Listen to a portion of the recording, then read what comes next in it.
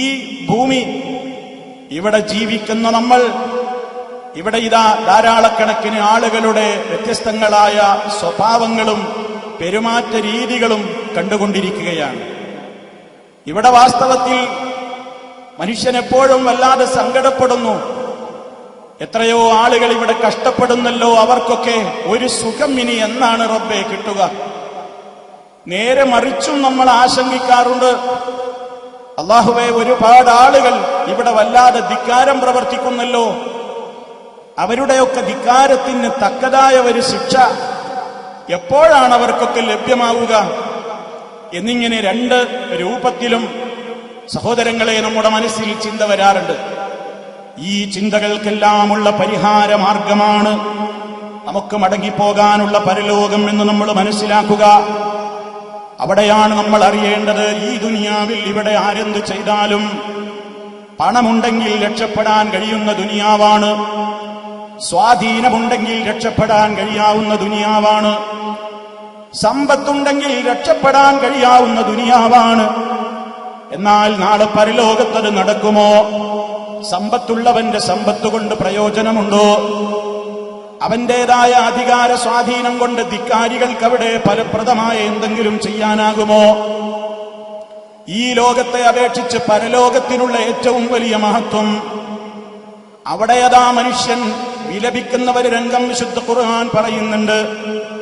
ഇവിടെ വലിയ ഉപകാരപ്പെട്ട സമ്പത്ത് കൊണ്ട് അവിടെ ഉപകാരം കിട്ടാതെ അവൻ വിലപിക്കുകയാണ്. ഇവിടെ അവൻ പലരുടെയും മുമ്പിൽ അഹന്ത നടിച്ച് അവന്റെ സ്വാധീനം കൊണ്ട് ഒന്നും നേടാനാവാതെ അവൻ വിലപിക്കുന്ന ലോകമാണ്. നാളെ പരലോകത്തതാ കഠിനകഠോരമായ നരകത്തിയിൽ കത്തിയമർന്ന് ആളി കത്തിക്കൊണ്ട് വിലപിക്കുന്ന നേരത്ത് കുറ്റവാളികളായ ധിക്കാരികളായ ആളുകൾ പറയുന്ന ഒരു വാക്ക്, എന്റെ പ്രിയപ്പെട്ട സഹോദരന്മാരൊക്കെ പലപ്പോഴും ആയത്ത് കേട്ടിട്ടുണ്ടാകും. മാ അഗ്നാ അന്നീ മാലിയ ഹലക അന്നീ സുൽത്താനിയ. എന്റെ സമ്പത്ത് എനിക്ക് ഉപകരിച്ചില്ലല്ലോ. നരകത്തിൽ കിടന്നു പൊളയുന്ന മനുഷ്യനാ പറയുന്നത്, എന്റെ സമ്പത്ത് എനിക്ക് ഉപകരിച്ചില്ലല്ലോ. വഹലക അന്നീ സുൽത്താനിയ, എന്റെ സ്വാധീനവും എന്റെ അധികാരവുമൊക്കെ എന്നിൽ നിന്ന് നശിച്ചു പോയല്ലോ. ഇവിടെ എന്റെ പണം കൊണ്ടൊന്നും നേടാനാകുന്നില്ലല്ലോ, ഇവിടെ എന്റെ സമ്പത്ത് കൊണ്ട് എന്റെ അധികാര സ്വാധീനം കൊണ്ടൊന്നും നേടാനാകുന്നില്ലല്ലോ എന്ന് മനുഷ്യൻ വിലപിക്കുന്നുവെങ്കിൽ നമ്മളെന്താ പഠിക്കേണ്ടത് പ്രിയപ്പെട്ടവരെ? ആ ലോകത്ത് അതുകൊണ്ടൊന്നും ആർക്കും രക്ഷപ്പെടാമെന്നാരും വിചാരിക്കേണ്ടതില്ല. തഖ്വയോടെ അവിടെ എത്തിയവർക്കല്ലാതെ അതൊന്നും ഒരു നിലക്കും പ്രയോജനം ചെയ്യൂല. അതുപോലെ തന്നെ സഹോദരന്മാരെ, ഇവിടെ ഇതാ പണമെറിഞ്ഞാൽ ആർക്കും ഈ ലോകത്ത് ആരെയും കുറ്റവാളിയായി പ്രഖ്യാപിക്കാം. ഏത് നിലക്കുള്ള വലിയ രൂപത്തിലുള്ള ചെയ്തികളും തെമ്മാടിത്തങ്ങളും ചെയ്തവന്റെയും കയ്യിൽ ലക്ഷങ്ങൾ എറിയാനുണ്ടോ അവന്റെ കയ്യിൽ, പണമുണ്ടോ അവന്റെ കയ്യിൽ, അവൻ ചെയ്തിട്ടുള്ള ഏത് ഭീമമായ കുറ്റങ്ങളും ഏറ്റെടുക്കാൻ ഇവിടെ ആളുകൾ റെഡിയാണ്. ഒരാൾ ചെയ്ത പാപത്തിന്റെ ഭാരം പണം കൊടുത്താൽ വേറൊരാൾ ഏറ്റെടുക്കാൻ ധൈര്യമാണ്. ഞാൻ ജയിലിൽ പോയിക്കൊള്ളാം, നിങ്ങൾ സുഖമായി മാന്യനായി പുറത്തു ജീവിച്ചോളൂ എന്ന് പറയാൻ ഇവിടെ ആളുകളെ കിട്ടും. അതേ അവസരത്തിൽ പരലോകത്ത് അന്യ ആളുകളെ കിട്ടുന്നത് പോയിട്ട് സ്വന്തക്കാരെ പോലും നമുക്ക് കിട്ടുമോ? ആർക്ക് വേണ്ടിയൊക്കെ ദീനൊഴിവാക്കിയോ പ്രിയമുള്ളവരെ?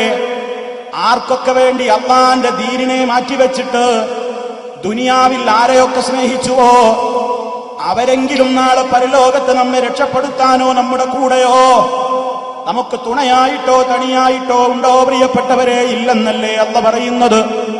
യവദ്ദുൽ മുജ്രിം ലൗ യഫ്തദീ മിൻ അദാബി യൗമിഇദിൻ ബിബനീഹി വസാഹിബതിഹി വഅഖീഹി വഫസീലതിഹി അല്ലതി തുവീഹി വമൻ ഫിൽ അർളി ജമീഅൻ സുമ്മ യുൻജീ. മനുഷ്യൻ കൊതിക്കുകയാണ്, കുറ്റവാളി എന്ന് കൊതിക്കുകയാണ്. ഇവിടെ പലതും കൊണ്ട് അമ്മാനമാടിയ വലിയ മുതലാളി, ഇവിടെ പണം കൊണ്ടും സ്വാധീനം കൊണ്ടും പല തെറ്റുകളിൽ നിന്നും പലരെയും അങ്ങ് കൊലക്ക് കൊടുത്ത് പലരെയും മാപ്പുസാക്ഷിയാക്കിയിട്ട് പലരിലും തന്റെ ബാബമാരും പൈസ കൊടുത്ത് കെട്ടിവെച്ച് അവനെ കൊണ്ട് ഏൽപ്പിച്ചിട്ട് എളിഞ്ഞു നടന്നവൻ അവിടെ വെച്ചും അവൻ മോഹിച്ചു പോകും. തന്റെ കുറ്റത്തിൽ നിന്ന് തനിക്കൊന്ന് രക്ഷപ്പെട്ടിട്ട് ആ നരകത്തീയിലേക്ക് താൻ എറിയപ്പെടാതെ എനിക്ക് പകരം എന്റെ മോനെ കൊടുത്താലോ, എന്റെ മോളെ കൊടുത്താലോ, ഭാര്യയെ കൊടുത്താലോ, അതുപോലെ തന്നെ പിതാവിനെ കൊടുത്താലോ, സന്താനങ്ങളെ കൊടുത്താലോ, ഇനി ആരെയൊക്കെ കിട്ടുമോ, ആരെയൊക്കെ കൊടുത്തിട്ട് എനിക്കൊന്ന് രക്ഷപ്പെടാൻ കഴിയുമോ എന്ന് കുറ്റവാളി കൊതിക്കുന്ന ലോകമാണ് പരലോകം. നമുക്ക് മടങ്ങിച്ചെല്ലാനുള്ള ലോകത്തിന്റെ ഒരു പ്രത്യേകത അത് തന്നെയാണ്. അതവിടെ നടക്കൂല. ഒരാളും നിന്റെ പാപഭാരം ഏൽക്കൂല. അല്ലാത്ത സിറുവാസിറത്തും വിസറ ഉഖറാ, ഒരാളും മറ്റൊരാളുടെ പാപഭാരം ഏറ്റെടുക്കൂല. മോനെ, നിനക്ക് വേണ്ടിയല്ലേ ഉപ്പ കഷ്ടപ്പെട്ടത്, മോളെ നിനക്ക് വേണ്ടിയല്ലേ ഉമ്മ കഷ്ടപ്പെട്ടത്, ഈ പൊന്നുപ്പാക്ക് വേണ്ടി ഉമ്മാക്ക് വേണ്ടി നീ ഒന്ന് ഈ ശിക്ഷകളൊക്കെ ഒന്ന് ഏറ്റുവാങ്ങി ഒന്ന് നരകത്തിലേക്ക് പോകാമോ?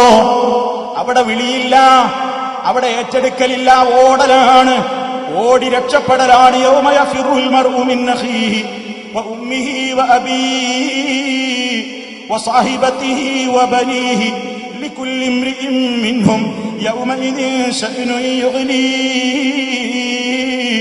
അവിടെ ആർക്കും ആരെയും വേണ്ട, ആരും ആരെയും രക്ഷപ്പെടുത്താനില്ല.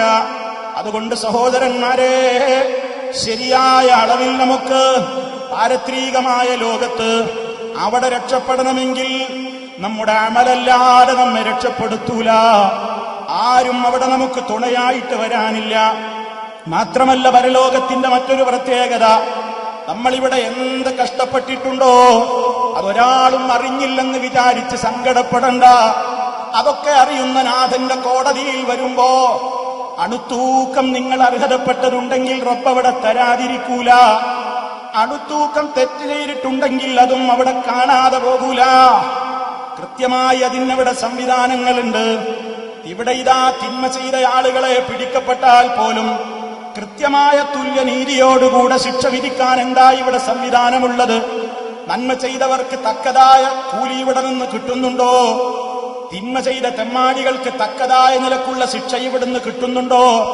കിട്ടുന്നില്ല. അതിനാ പരലോകം. സ്വർഗമതിനാണ്, നരകമതിനാണ്. സ്വർഗത്തിന്റെ ആവശ്യകത അതാണ്, നരകത്തിന്റെ അനിവാര്യത അതാണ്. സ്വർഗത്തിൽ എന്തിനാ റബ്ബ് പല ദറജകൾ നിശ്ചയിച്ചത്? സ്വർഗത്തിന് ഒരേ സുഖസൗകര്യങ്ങളല്ല, പലവിധത്തിലുള്ള തട്ടുകളാണ്. പ്രത്യേകമായ രൂപത്തിലുള്ള സുഖസൗകര്യങ്ങളുടെ വ്യത്യസ്തങ്ങളായ തട്ടുകളാണ് സ്വർഗങ്ങൾ. അമ്പിയാക്കളുള്ളയിടത്ത് അതിൽ താഴെയുള്ളവരില്ല, അവരുടെ സ്ഥാനത്ത് അതിൽ താഴെയുള്ളവരില്ല. ത്യാഗവും ബുദ്ധിമുട്ടും പ്രയാസവും ഒക്കെ സഹിച്ചവർക്ക് കിട്ടേണ്ട നിലക്കുള്ള പൂർണ്ണമായ സുഖങ്ങളും സൗകര്യങ്ങളും വ്യത്യസ്തങ്ങളായ നിലയ്ക്ക് തന്നെ കിട്ടുന്ന സംവിധാനത്തിന് വേണ്ടി സ്വർഗം പല തട്ടുകളായി തിരിച്ചിട്ടുണ്ടെങ്കിൽ നരകവും അങ്ങനെ തന്നെയാണ്. നരകത്തിലും ഇവിടെ ശിക്ഷ ഓരോരുത്തർക്ക് വേണ്ട രൂപത്തിൽ അവിടെ റെഡിയാണ്. മഹാനായ നബി സല്ലല്ലാഹു അലൈഹി വസല്ലം അത് പഠിപ്പിച്ചു തന്നിട്ടുണ്ട്.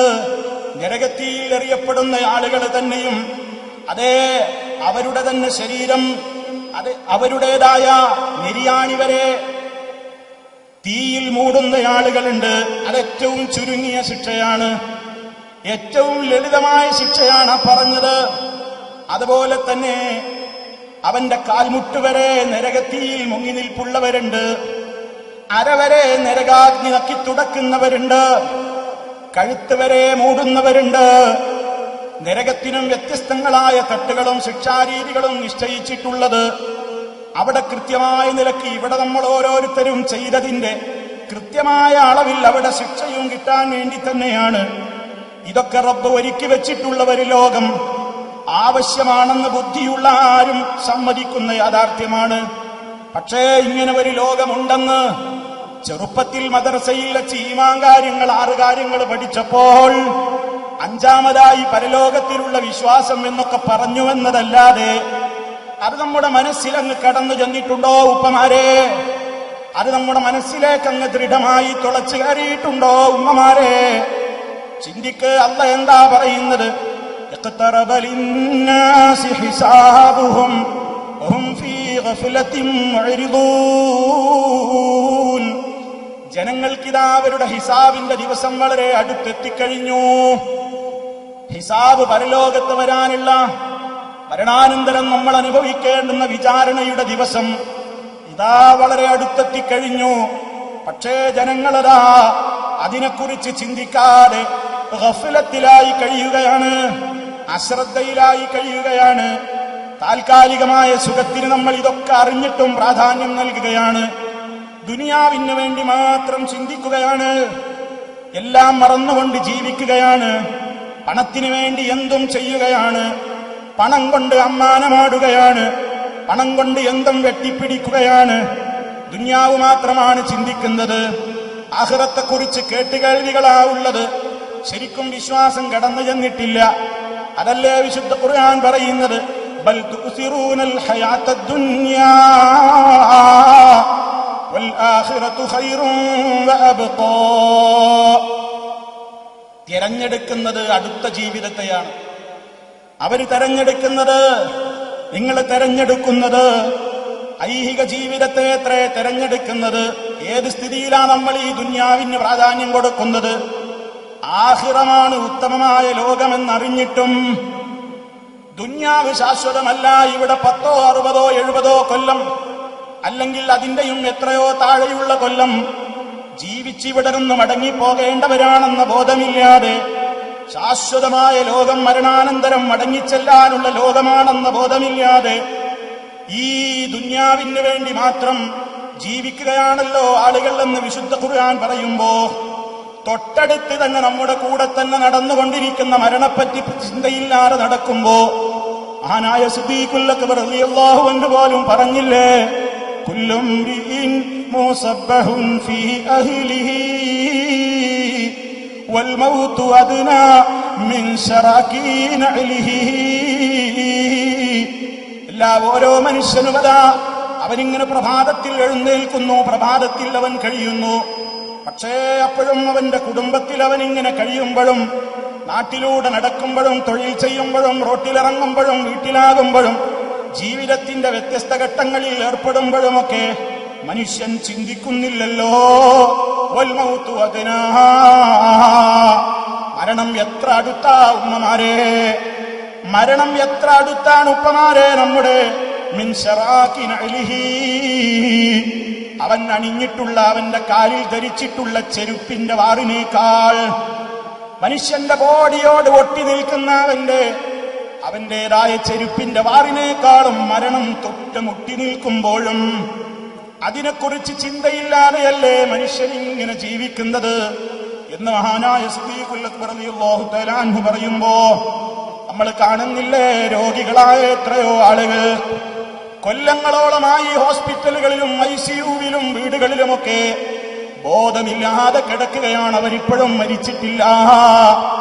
അതേ അവസരത്തില്ലതാ ചുറുചുറുക്കുള്ള ചെറുപ്പക്കാർ മരണത്തിന് കീഴടങ്ങിപ്പോകുന്നു. ഒരു രോഗവും അവർക്കുണ്ടായിരുന്നില്ല. അതല്ലേ നമ്മൾ ചിന്തിക്കേണ്ടത്, നമ്മെ ഇരുത്തി ചിന്തിക്കേണ്ടത്, നമ്മെ ചിന്തിപ്പിക്കേണ്ട യാഥാർത്ഥ്യമല്ലേ. വകമിൻ സഖീമിൻ മാത അവരത്വഅശഹീനം മിനദ്ദഹരി. എത്ര രോഗികളാണ് ഒരുപാട് കാലം ആ ബെഡിൽ കിടന്ന് നരകിക്കുന്ന ജീവിതം എന്ന് പറയാവുന്ന നിലക്ക് അവരെ കാലം കഴിച്ചു കൂട്ടി. അവരെ പരിചരിക്കുന്ന ആളുകൾക്ക് പോലും തോന്നിപ്പോയി ഇതെപ്പോഴായി നടക്കുക.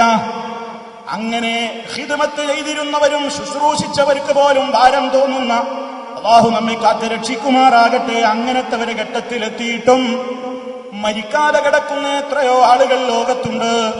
അതേ അവസരത്തിലതാ നല്ല നല്ല ചെറുപ്പക്കാര് വകം മിൻ ഫതൻ യുംസി വയുസ്ബിഹു ലാഹിയാ. എത്ര ചെറുപ്പക്കാരാണ്, നമ്മൾ ചിന്തിച്ചു നോക്കൂ. പ്രഭാതമാകുന്നു, പ്രദോഷമാകുന്നു, നമ്മൾ കളിയിലാണ്, ചിരിയിലാണ്, നമ്മൾ ഫേസ്ബുക്കിലാണ്, വാട്സപ്പിലാണ്, നമ്മുടേതായ വിനോദങ്ങളിലാണ്.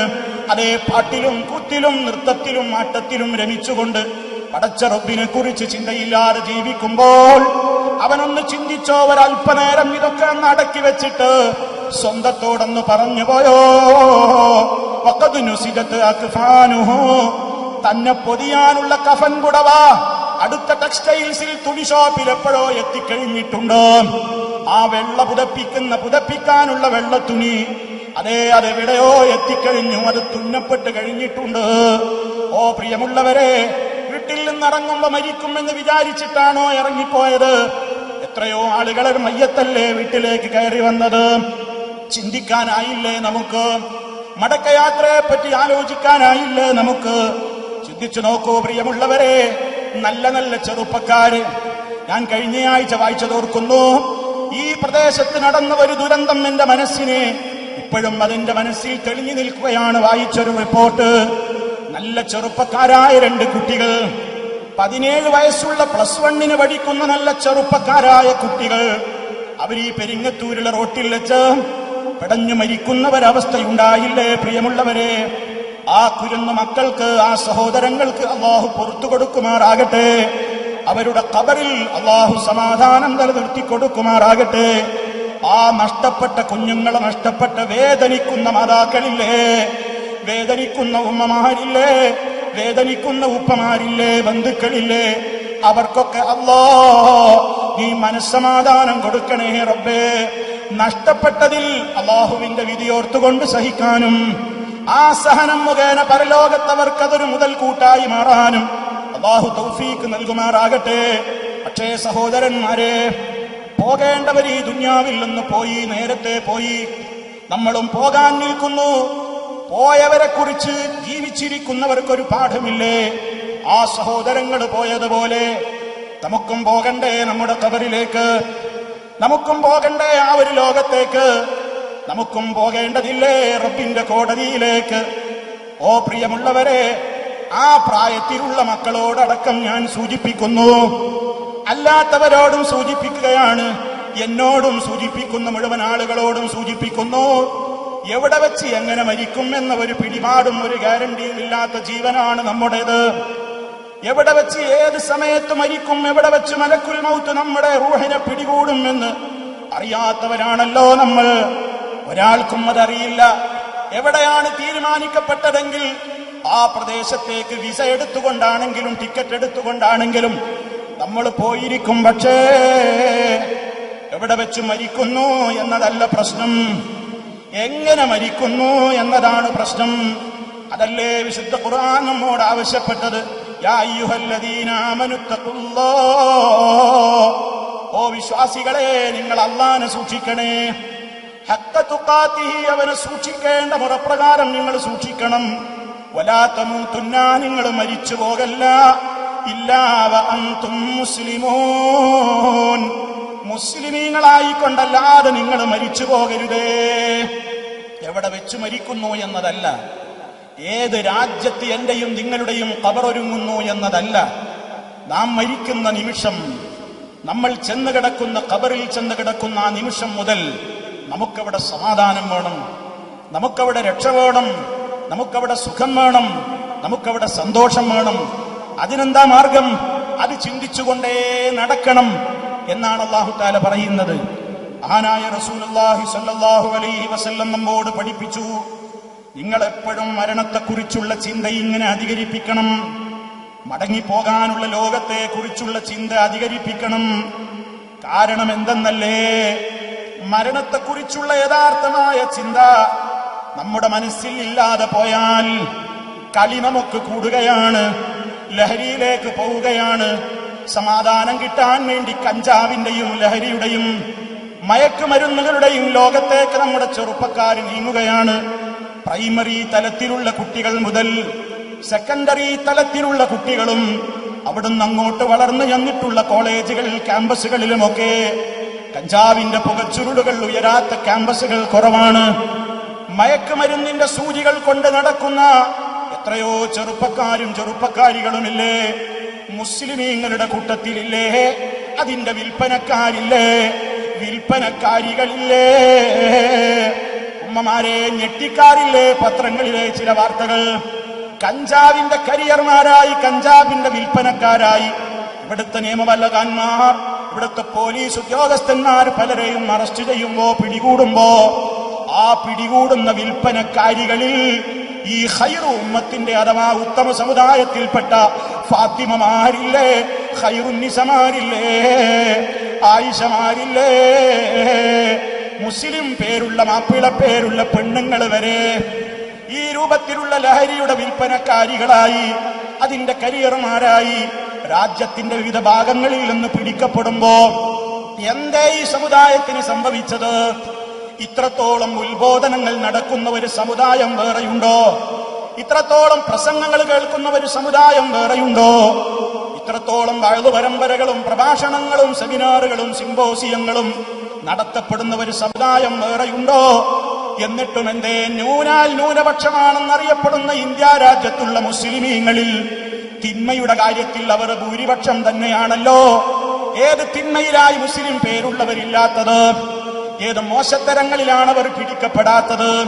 വ്യഭിചാരികളുടെ കൂട്ടത്തിൽ, കൂട്ടിക്കൊടുപ്പുകാരുടെ കൂട്ടത്തിൽ, അതേ മോശപ്പെട്ട പല കാര്യങ്ങളിലും, അതുപോലെയുള്ള പല രംഗങ്ങളിലും, ബലാത്സംഗങ്ങളിലും, വ്യഭിചാരത്തിലും, കവർച്ചയിലും, കൊലപാതകത്തിലും പല രംഗത്തുമൊക്കെ മുസ്ലിം പേരുള്ളവരുടെ എണ്ണം അതിങ്ങനെ മെജോറിറ്റിയായി ഉയർന്നു പോകുമ്പോൾ സഹോദര, എന്തേ പരിഹാരം?